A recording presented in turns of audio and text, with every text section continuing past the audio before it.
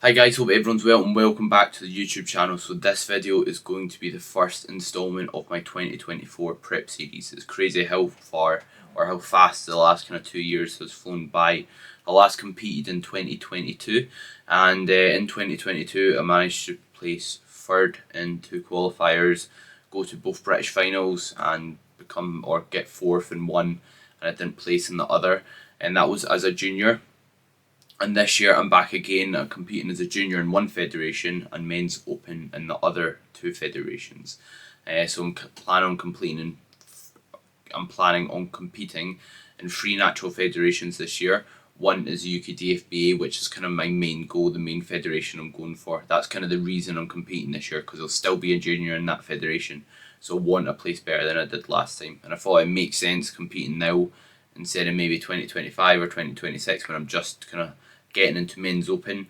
So it makes sense to compete now and then take a long time off so I can be competitive in men's open, because obviously something that will kind of impact how competitive you are is just time. And if I'm 24 and I'm competing against folk 30 plus, then they've got a lot more time to kind of build tissue. So it makes sense competing this year so I can be competitive, because I don't just want to go to kind of make up numbers, let's be honest. And in this series I'm going to try and document my prep the best as I can, kind of take you along the journey and hopefully educate you throughout the process. So hope you enjoy, and any questions or any specific content you'd like to see, then just let me know. So now I'm having my second meal of the day, which has seen quite a large reduction. As I've touched on in my past few days of eating, I prefer to have most of my food around the training window, as that's what's going to allow me to maintain performance the best as I am dieting. So this meal is now 120 grams of chicken, 100 grams of green veg and 50 grams of rice, no dark chocolate, which I previously had, and I previously had 125 grams of rice. So basically reduced rice by 75 grams and took the dark chocolate out. And I'll kind of document what other kind of changes have been made to my meals today. The first meal's not really changed because it was just protein and veg anyway, so there's nothing we can really take out of that meal. But I'm keeping, like I touched on, the food around my training pretty high, and I'll touch on the meals that have been changed.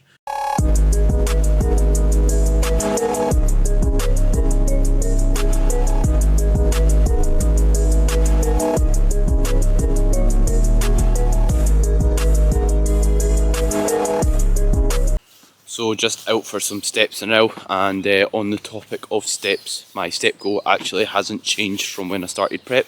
The reason being is my steps are already on 7,500 training day, 10,000 non-training day, and I already do cardio on my rest days, so we've not made the adjustment just yet. The adjustment we've made through food alone should see a decent drop in body weight, which it has already.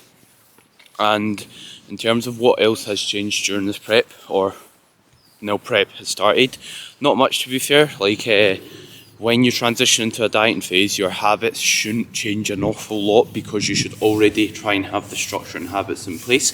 For example, like I'm still hitting my step goal, got a good sleep wake routine, I'm being structured with my meals, so nothing really changes. It's just eating a bit less food and then the body fat kind of comes off. So we should kind of try and instill those habits in a gaining phase if you want to make the most progress you can.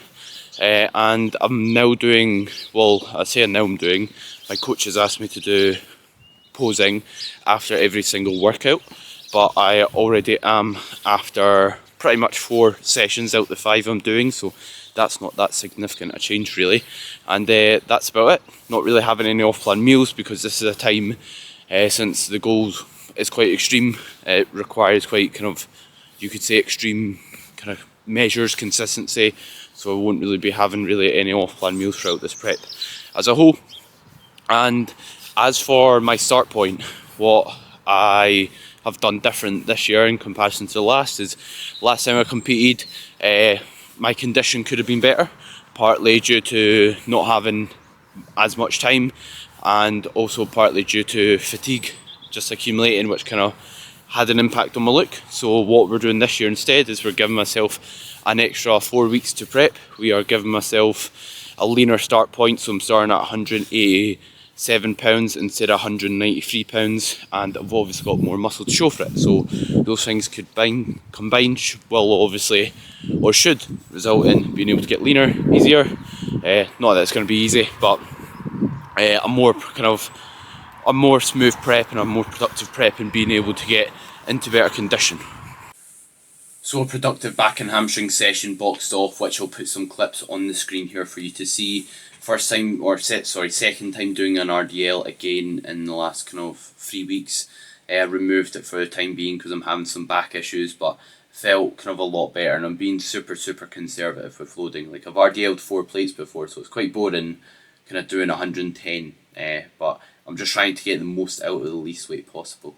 And then also you'll see a high rep set of dead stop rows. I like doing this set after the RDL because it's quite fun, and a big part of your training is just simply enjoying it. And as well as that, it's a really safe movement for me, so I'll do here a 15 to 20 rep set, and then in my other pull session, instead of back and hamstrings, I'll do a low rep set. And with my training, I've not made any substantial changes as of yet, or nothing's changed really, and the reason being is your recovery capabilities when you get into a dieting phase will drop. However, they won't drop instantly, meaning as soon as you start dieting, your recovery doesn't diminish completely. So there's no need to instantly kind of reduce the amount of volume you're doing. It's a case of waiting until maybe you've got signs to kind of reduce something, meaning recovery's poorer, fatigue's higher, or you're not getting much out of the drop sets, supersets, etc. Then it's maybe a good idea to then remove those high intensity techniques or lower the volume accordingly. But considering I'm not super lean yet, my food's quite high, I don't need to make changes as of yet, but I'll keep you updated with any changes I make throughout that process. But yeah, really good session. Like I said, keeping that food high around the training window to support me being able to perform well and retain muscle as a result of that. And this session was quite a long one. If you've not seen my back and hamstring session, I've recently uploaded a full video breaking it down, going over how I structure it. So a really productive back and hamstring session boxed off yesterday now, and my post-workout, which I forgot to record, was simply 150 grams of ground rice, 40 grams of whey, and as well as that 100 grams of blueberries. And basically what we've removed from that meal is just 2 bagels and also 30 grams of honey.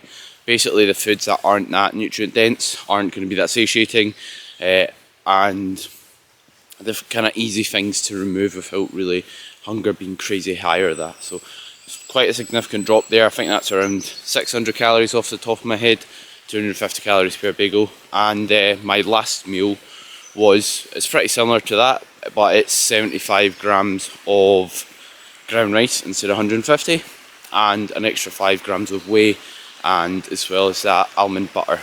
So basically last meal was 75 grams of ground rice, 45 grams of whey, 100 grams of blueberries, and again 20 grams of almond butter. So yeah, productive session boxed off. And it's now the next morning and I'm just walking down to do my cardio. I prefer to kind of get some steps in and walk down in the morning because I can just work on my phone throughout, and by the time I've done them, it's like a good kind of 5,000 steps at least out the way. So it allows me to get the majority of them kind of boxed off, so I'm not kind of chasing my tail the back end of the day. And like I said, it's easy way to get work done throughout. And my weight's down quite a decent bit this week. I think on average maybe around 3 pounds.